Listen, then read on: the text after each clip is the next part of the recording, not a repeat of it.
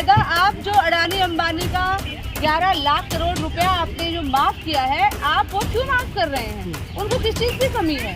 आप उससे अपने खजाने को भरिए। भी सरकार जो है वो महिला सशक्तिकरण जो का उनका कोई भी मुद्दा नहीं है, चाहे वो किसी की राज्य की सरकार हो, चाहे वो केंद्र की सरकार। प्रधानमंत्री जी लाल किले पे खड़े होकर कहते हैं कि हमारी संस्कृति है महिलाओं का सम्मान करना। तो ये कहने की बातें हैं, असल सच्चाई ये है कि ये जो हमारे आज संस्कृति है, ये पुरुष प्रधान संस्कृति प्रधान मानसिकता को बढ़ावा दिया जा रहा है। महिलाओं को दोयम दर्जे का नागरिक बनाया जा रहा है और सिर्फ दोयम दर्जे का नागरिक ही नहीं, उनको एक उपभोग की वस्तु के रूप में प्रसारित किया जा रहा है। आंदोलन खड़ा करने की जरूरत है, महंगाई के खिलाफ, बेरोजगारी के खिलाफ, महिलाओं पर बढ़ते अपराधों के खिलाफ। और ये जो आज अडानी अंबानी जो खून चूस रहे हैं हमारे देश की जनता का, ये जो इनके जेबों में जो पैसा जा रहा है, इसके खिलाफ आज आंदोलन की ज़रूरत है। ये आंदोलन जो है, जब इस सरकार को हम उखाड़ फेंकेंगे और जब हम एक ऐसी जनता की सरकार लेकर आएंगे।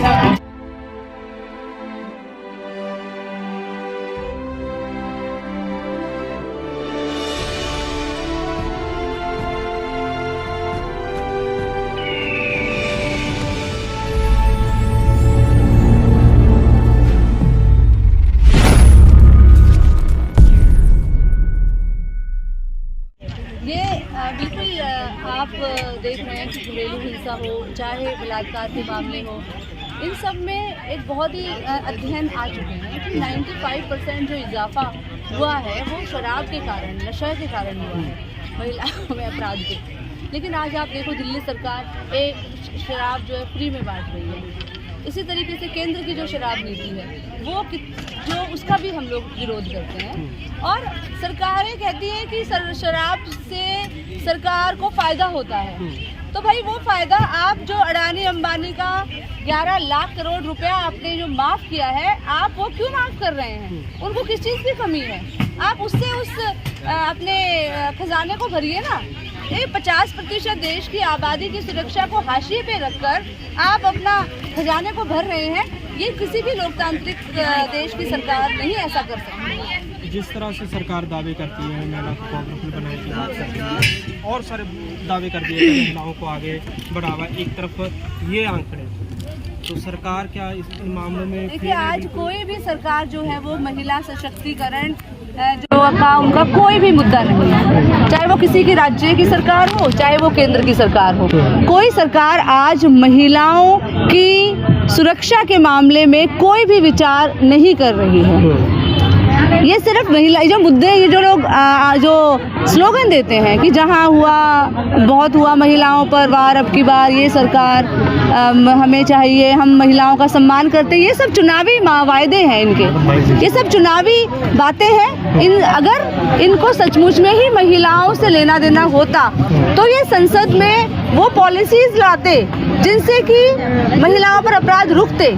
आज निर्भया के कांड को आज 2012 से लेकर 2023 आ गया है ना। आज 11 साल हो चुके हैं, लेकिन आप देखिए अभी तक भी जस्टिस वर्मा कमेटी की सिफारिशों को लागू नहीं किया गया है। तो सचमुच में अगर सरकारें संवेदनशील होती महिलाओं के प्रति तो जस्टिस वर्मा की सिफारिशों को लागू करते, कुछ ऐसे सख्त कदम उठाते कि महिलाओं पर जो अपराध करने वाले हैं वो डरते। यहाँ तो उल्टा ही हो रहा है, अपराधियों को खुला छूट दी जा रही है। तो कैसे? उन्नाव में आप देख लीजिए क्या हुआ, हाथरस में क्या हुआ, है ना, बिल्किस बानो के अपराधियों के साथ क्या हुआ। तो महिलाओं के लिए जो नारे हैं वो अलग हैं। प्रधानमंत्री जी लाल किले पे खड़े होकर कहते हैं कि हमारी संस्कृति है महिलाओं का सम्मान करना। तो ये कहने की बातें हैं, असल सच्चाई ये है कि ये जो हमारे आज संस्कृति है, ये पुरुष प्रधान संस्कृति है और इसी को ये सरकार पालित पोषित कर रही है। पुरुष प्रधान मानसिकता को बढ़ावा दिया जा रहा है, महिलाओं को दोयम दर्जे का नागरिक बनाया जा रहा है और सिर्फ दोयम दर्जे का नागरिक ही नहीं, उनको एक उपभोग की वस्तु के रूप में प्रसारित किया जा रहा है। इसीलिए सिर्फ वो एक ऑब्जेक्ट बनकर रह गई है। इस कारण से ऐसा हो रहा है कि आज महिलाएं जो है वो 8 साल की बच्ची से लेकर 80 साल की महिला तक सुरक्षित नहीं है। ये चीज़ें रुकेंगी कैसे? क्या महिलाओं का जो सत्ता में है भागीदारी कम है, 50-50 की बात होती है। अभी तो देश की जो राष्ट्रपति है वो भी महिला है। देखिए, ये कोई सरकार इनको नहीं रोक सकती। रोक सकते हैं सिर्फ हम देश की जनता, देश की महिलाएं।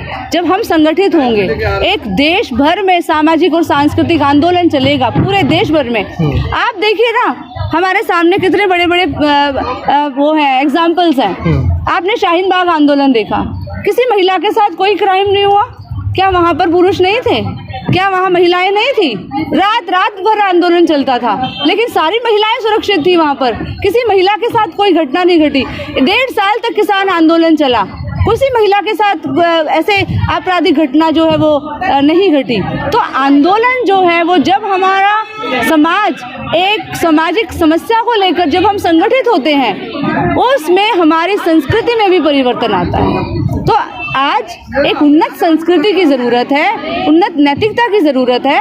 उसके लिए पूरे समाज में छात्र, नौजवानों, महिलाओं, किसानों, मजदूरों, इन सब को लेकर एक आंदोलन खड़ा करने की ज़रूरत है। महंगाई के खिलाफ, बेरोजगारी के खिलाफ, महिलाओं पर बढ़ते अपराधों के खिलाफ। और ये जो आज अडानी अंबानी जो खून चूस रहे हैं हमारे देश की जनता का, ये जो इनके जेबों में जो पैसा जा रहा है, इसके खिलाफ आज आंदोलन की ज़रूरत है। ये आंदोलन जो है, जब इस सरकार को हम उखाड़ फेंकेंगे और जब हम एक ऐसी जनता की सरकार लेकर आएंगे जिसमें किसी के प्रति किसी का भी शोषण नहीं होगा, ना ही तो एक पुरुष के द्वारा महिला का शोषण होगा, ना ही अमीर के द्वारा गरीब का शोषण होगा, ना ही एक पिछड़ी जाति के व्यक्ति का शोषण होगा एक स्वर्ण जाति के व्यक्ति के द्वारा, तभी हम बच सकते हैं। एक आंदोलन की ज़रूरत है। मेरा लास्ट सवाल है, बजट पेश हुआ है, मैं उस बजट को जो महिलाओं के लिए कोटा रखा गया उसको कैसे आप देखते? कोई कोटा ही नहीं है महिलाओं के लिए, सिर्फ धुंधला है सब कुछ। ये सिर्फ बोलने का है, सिर्फ वोट का है, ये कुछ भी नहीं है, कुछ नहीं दिया गया है इस बजट में, ये सिर्फ दिखावा है। और इसमें इस बजट के इन लोगों को पास असल में जनता के को देने के लिए कुछ है ही नहीं। पर उनके द्वारा क्या कहा गया है कि जो तो काफ़ी योजनाएं महिलाओं के लिए लेकर आ रहे हैं। देखिए, बहुत सारी योजनाएं जो है वो लेकर आएंगे, लेकिन हम कहते हैं योजना सिर्फ एक ही है, वो है इस देश की महिलाओं को सुरक्षा देना। सबसे बड़ी योजना जो है वो आप लागू करिए, और सुरक्षा तभी मिल सकेगी जब आप रोजगार देंगे। किसी को कंबल बांटने से और किसी को जो है वो खाना बांट देने से कुछ भी नहीं होगा। आप रोजगार दीजिए, जो न्यूनतम आवश्यकता है आज हर महिला को आप रोजगार दीजिए, तभी इन सब समस्याओं का समाधान हो सकता है। महिलाओं को क्या कहना चाहिए? महिलाओं को आज हम इस मंच के माध्यम से, हमारे संगठन के मंच के माध्यम से यही मैसेज देना चाहते हैं कि आज महिलाओं को संगठित होने की ज़रूरत है।